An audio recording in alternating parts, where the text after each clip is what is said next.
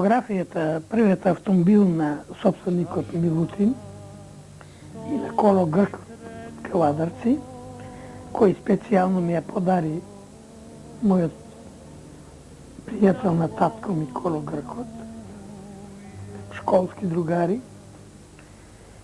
Оваа фотографија што сега ја држам у раката е собственост на двојца ортаци.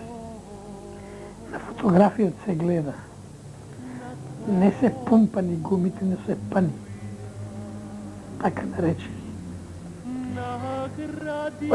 Марката на автомобилот е Форд. Фотографијата има снима на мојот вториот мајстор, Блаж Мангаров. Тоа е 1922 година.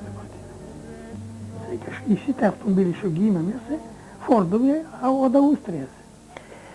Овај автомобил се обраќал по нашите лоши патишта.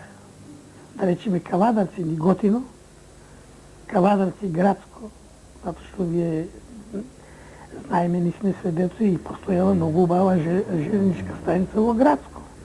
А исто така и железничка станица на Свети Ѓорѓе, Ниготино. Овај автомобил, кој бирал само четворица, ги превозувал големите трговци